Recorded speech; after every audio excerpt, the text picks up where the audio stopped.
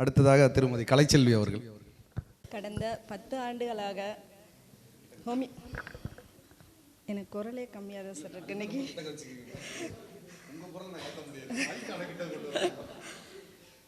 கடந்த 10 ஆண்டுகளாக ஹோமியோபதி மருத்துவத்தில்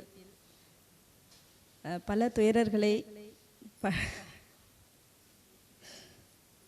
மருத்துவத்தின் மூலமாக பல துயரர்களை மீட்டெடுத்து பழைய ஆரோக்கிய நிலைக்கு கொண்டு சென்றதோடு மட்டுமல்லாமல் வீட்டுக்கு ஒரு ஹோமியோபதி மருத்துவரை உருவாக்கி சமுதாயத்தை தற்சார்பு வாழ்க்கையை இட்டு செல்ல வேண்டும் என்ற உயரிய நோக்கம் கொண்ட நமது மருத்துவருக்கும் மருத்துவரின் செயல்பாடுகள் அனைத்திற்கும் தோள் கொடுத்து முன்னின்று செயலாற்றி கொண்டிருக்கும் நமது செயலாளர் அவர்களுக்கும் பைந்தமிழ் மாணவர்களுக்கும் புதிதாக ஆர்வத்தோடு பைந்தமிழ் குடும்பத்தில் இணைய வந்திருக்கும் அனைவருக்கும் எனது வணக்கத்தை தெரிவித்துக் கொள்கிறேன்.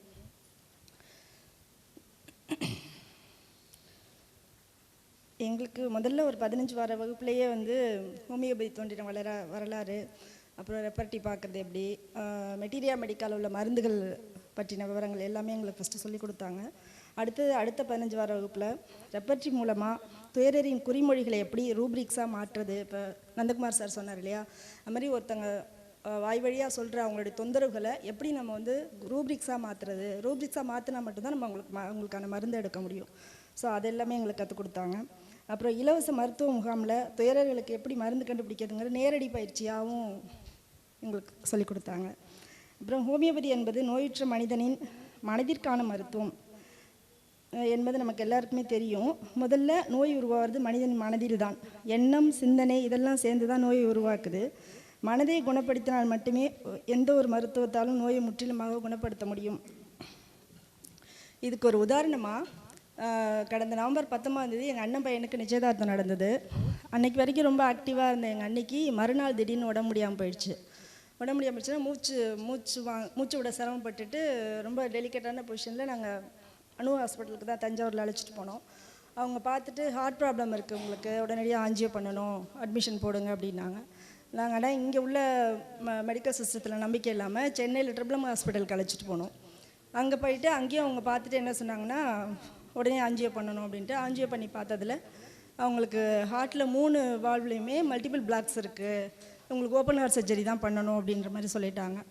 அப்போது அவங்கள பார்த்தா ரொம்ப ஸ்லிம்மாக, அவங்க அவ்வளோ சுறுசுறுப்பாக ஆக்டிவாக இருப்பாங்க. அவங்கள பார்த்தா ஒரு குண்டா அதுவாலாம் இருக்க மாட்டாங்க. நோய் எந்த விதமான அவங்களுக்கு பிரச்சனையுமே கிடையாது, ரொம்ப ஆக்டிவாக இருந்துகிட்டு இருப்பாங்க.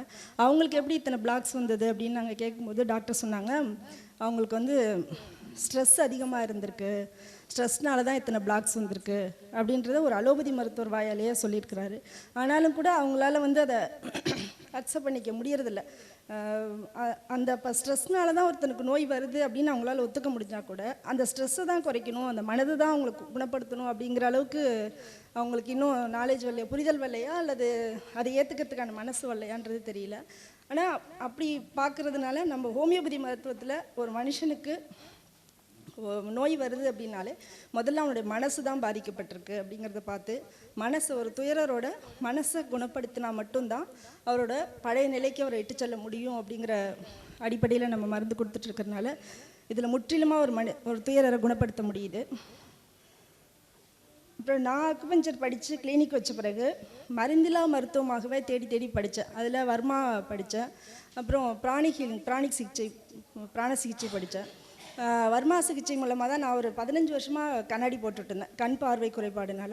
அந்த வர்மா சிகிச்சை மூலமாக எனக்கு கண் பார்வை கண்ணாடியை கழட்டிட்டு கண் சரியாச்சு. பிராணி ஹீலிங்லேயும் டிஸ்டன்ஸ் ஹீலிங்னு ஒன்று இருக்குது, அது படித்ததுனால எனக்கு அக்குபஞ்சர்லேயும் ஃபோன் ஹீலிங்க்கு ரொம்ப அது யூஸ்ஃபுல்லாக இருந்தது. ஸோ அது நல்லா தான் போயிட்டு இருந்தது. ஆனால் எனக்கு ஒரு பிரச்சனை வந்தது. எனக்கு சில ஹெல்த் இஷ்யூஸ் வரும்போது என்னால் அதை குணப்படுத்திக்க முடியல. இத்தனை மருத்துவங்கள் நான் படிச்சிருந்துமே என்னால் அதை சரி பண்ணிக்க முடியாமல் இருந்தது. ஏன்னா எனக்கு மனசில் தான் பிரச்சனை இருந்திருக்கு. என்னோடய மனசில் ஏற்பட்ட தொந்தரவுனால தான் உடம்புல நோய் வந்திருக்கு. ஸோ அந்த நோயை குணப்படுத்திக்கிறதுக்கு நம்ம டாக்டர் சார் கொடுத்த மருந்துனால தான் நான் குணமானேன்.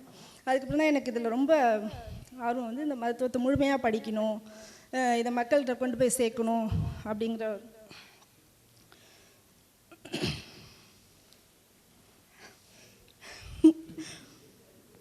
ஒரு இது வந்திருக்கேன். அப்புறம் ரூப்ரிக்ஸ்லேயும்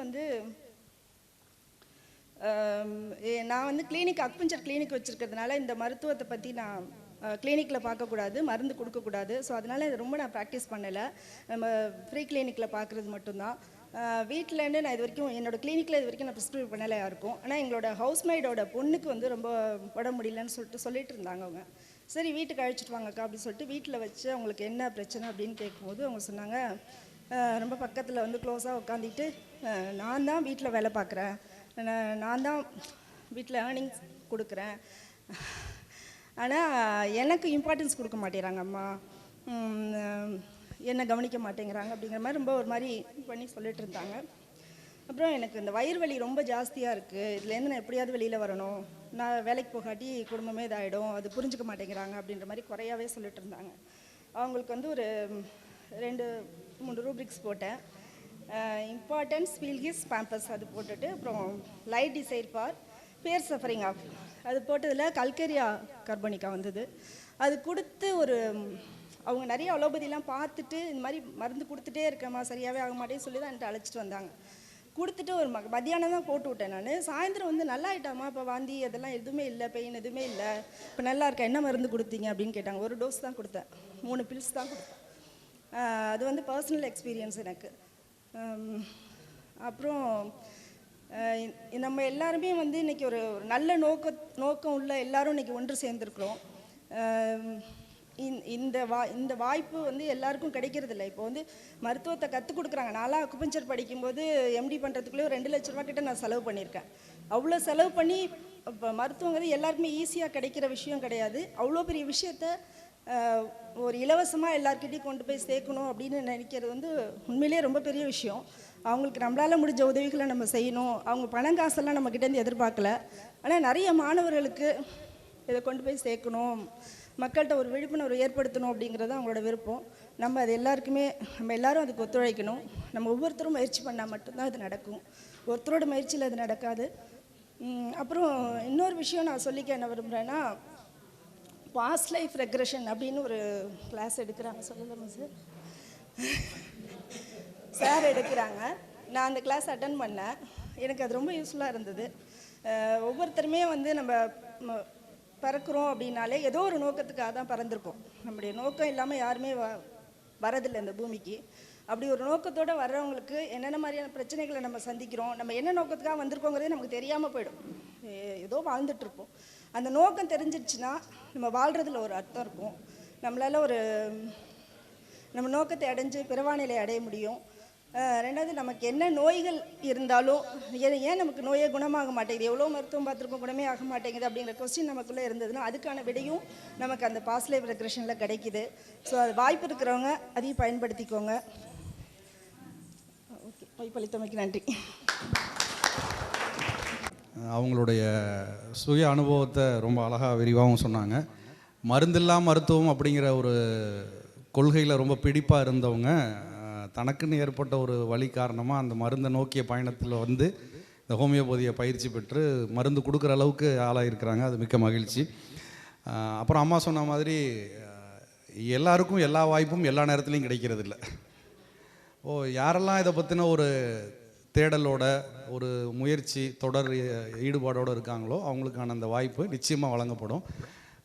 ஏற்கனவே 2-3 முன்னாள் மாணவர்கள் சொன்ன மாதிரி தான், வகுப்புக்கு பதிவு பண்ணலை, ஆனால் வந்ததுக்கப்புறம் காக்க வச்சுட்டாங்க, அப்புறம் காக்க வச்சவங்கள திரும்பி போக வச்சுட்டாங்க, அப்புறம் போக வச்சவங்கள திரும்ப கூப்பிட வச்சாங்க. இந்த மாதிரி நிறைய நிலைகள் இருக்குது. அதனால் உங்களுடைய தேடலும் ஈடுபாடும் இருந்தால் நிச்சயம் நீங்கள் அந்த இலக்கை அடைந்தே தீர்வீர்கள் என்பதற்கு அம்மா சொன்ன கருத்து ஒரு உதாரணம்.